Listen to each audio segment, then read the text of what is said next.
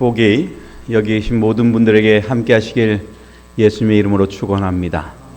우리가 세종 예식을 통해서 정말 우리 형제들 간에 발을 씻겨주며 그들의 삶을 들여다본 시간을 가졌습니다. 그리고 세종 예식을 통해서 정말 그들을 품어줄 수 있고 또한 예수님께서 우리의 죄를 용서해 준 사랑과 그리고 겸손을 다시 한번 생각해 보는 시간을 가져보았습니다. 우리에게 있어서 이 세종 예식은 하나님을 믿고 따르는 백성으로서 당연히 가져야 될 품성이지만 그것이 또한 내 자신을 낮추는 것으로 인해서 그것들이 쉽지 않은 때도 있습니다. 그러나 중요한 것은 오늘 우리가 이 성만찬 예식을 참여하며 하나님께서 주신 그 은혜를 마음속에 품게 되는 우리 모두가 되기를 간절히 바라는 마음으로 이 시간을 같이 나누기를 원합니다. 저에게 지금 주어진 시간은 10분도 채 되지 않습니다. 그래서 어떻게 하든 제가 짧게 하든가 하겠습니다. 오늘 설교 제목을 뭘로 잡았냐면 영생을 위한 인자의 살과 피입니다. 우리가 살면서 하나님의 백성으로 사는 여러 가지 것들이 있지만은 정말 하나님의 백성으로 정말 영생을 느끼고 살아갈 수 있는지 그것들을 다시 한번 생각해 볼 필요가 있습니다. 하나님께서는 우리에게 무엇을 주길 원하실까요? 영생일까요? 아니면 이 세상에서의 마지막을 원하실까요? 예, 하나님께서 우리에게 원하시는 건 이 세상에서의 마지막이 아니라 영원히 하늘나라에 가서 하나님과 동행하며 또한 하늘을 마음껏 만끽하기를 원하는 것이 하나님의 뜻임을 저희들 알게 됩니다. 그래서요, 오늘 저희가 하나님의 그 뜻과 하나님의 사랑을 마음속에 품게 되는 그런 시간이 되시길 간절히 바랍니다.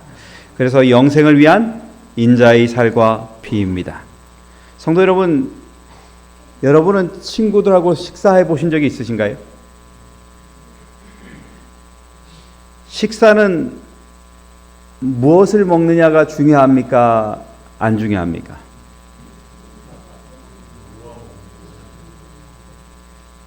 이 식사를 보면 두 가지가 꼭 필요되면 충족되어야 됩니다. 첫 번째는 무엇을 먹느냐입니다. 얼마나 맛있는 걸 먹느냐, 얼마나 맛없는 걸 먹느냐, 이것입니다. 두 번째는 뭐냐면 누구와 식사하느냐는 것입니다.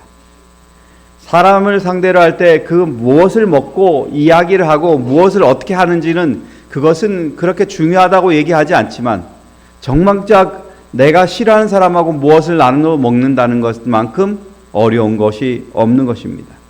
그래서 우리는 하나님의 백성으로 살면서 정말 하나님께서 우리에게 무엇을 먹느냐 그것들을 얘기하는 것 속에는 그 무엇을 먹느냐 속에 하나님께서 주시고자 하는 것들을 떠먹여 줄 수 있는 사람이 되었느냐 안 되었느냐 그것들을 물어보시는 것입니다. 그래서 오늘 성경절을 보면 이렇게 말합니다. 예수께서 이르시되 내가 진실로 너희에게 이르노니 인자의 살을 먹지 아니하고 인자의 피를 마시지 아니하면 너희 속에 생명이 없느니라. 내 살을 먹고 내 피를 마시는 자는 영생을 가졌고 마지막 날에 내가 그를 다시 살리리니 이렇게 말합니다. 예수님께서 우리에게 말하는데 뭐냐면 인자의 뭘 먹지 않고요? 살을 먹지 않고 인자의 피를 마시지 아니하면 이게 식인종 얘기입니까? 아니면 우리의 삶에 있어서 뭔가 중요하기 때문에 이런 얘기를 할까요? 예수님께서 우리에게 얘기하는 것은 이만큼 그것이 중요하다는 것입니다. 그리고 54절에 이렇게 말합니다. 내 살을 먹고 내 피를 마시는 자는 영생을 뭐했다? 가졌다. 이렇게 말합니다. 그리고 영생을 가졌기 때문에 마지막 날에 예수님께서 그가 죽더라도 예수님은 뭐 하실 수 있다는 거예요? 살릴 수 있다는 것입니다. 우리가 하나님을 바라보는 신념 속에 믿음 속에 우리가 정말 예수 그리스도의 살과 피를 먹지 않고 마시지 않는다면 우리는 예수님과 관계가 없다는 것들을 얘기하는 것입니다. 성경에 보면 요한복음 6장에 세 가지 이야기가 나옵니다. 첫 번째가 뭐냐면 우리가 잘 아는 오병, 오병이어입니다. 오병이어의 기적에는 중요한 게 뭘까요?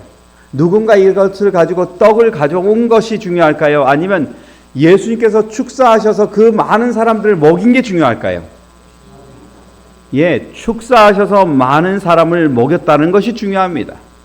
그때 많은 사람들이 그들이 먹고 있었던 것들을 보면서 어떻게 생각했냐면, 하나님 모세 때 약속했던 그 메시아가 우리에게 왔구나, 이렇게 얘기하는 것입니다.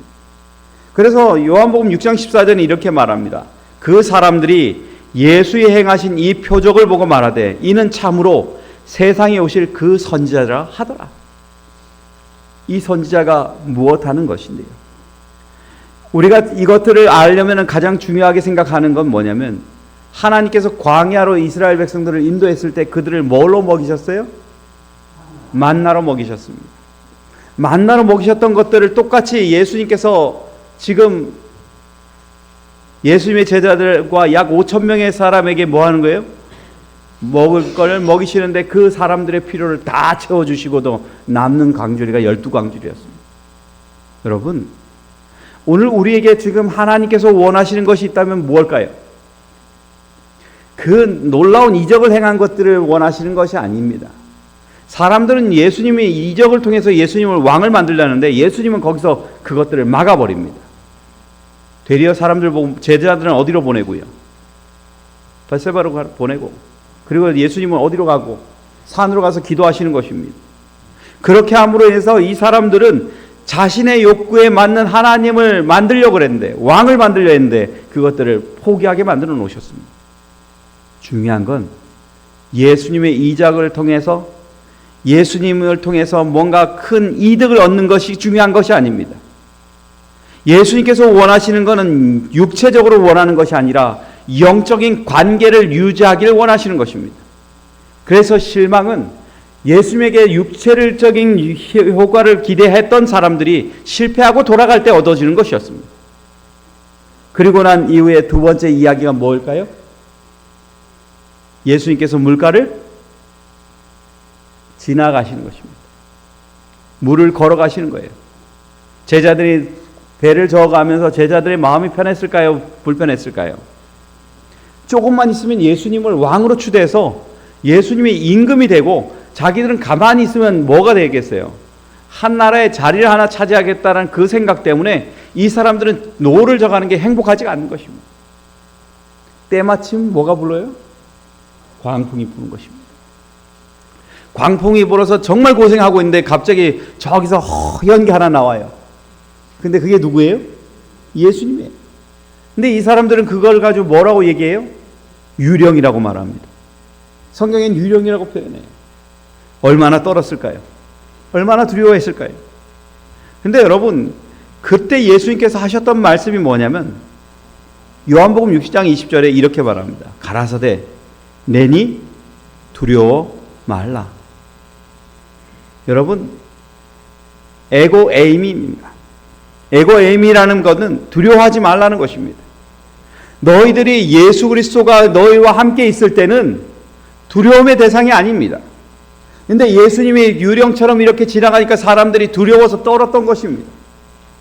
그 제자들도 예수님의 피와 살을 먹은 사람이에요? 안 먹은 사람이에요?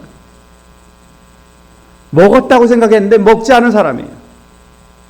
예수님이 오셨을 때 그 예수님을 보고 환영해야 되는데 떨었어요. 그리고 이 사람들이 어떻게 해요? 두려워하는 것입니다.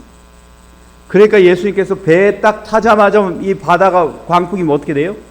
잠잠해지는 것입니다. 중요한 건 뭐냐면 예수 그리스도가 그들에게 있느냐 없느냐입니다. 예수님이 그들의 살과 피가 되셔서 그들과 함께 있느냐 없느냐가 그들에게 진정한 평안을 누리느냐 마느냐가 결정된다는 것입니다.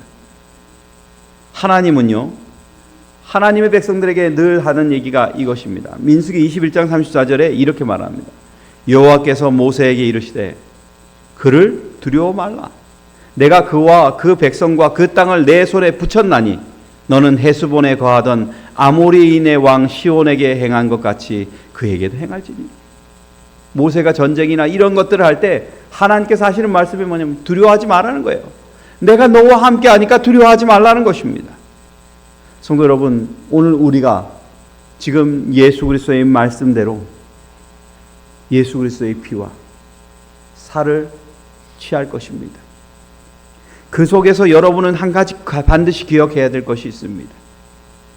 이 죄악 세상에서 우리가 보는 것들이 두렵고 험난하더라도 그것들을 이기게 만들 수 있는 힘이 예수 그리스도에게 있다는 것들을 기억하시고, 나와 함께 하시는 하나님, 두려움을 이기게 만드시는 하나님을 만나시는 주의 귀한 백성 되시길 간절히 바랍니다.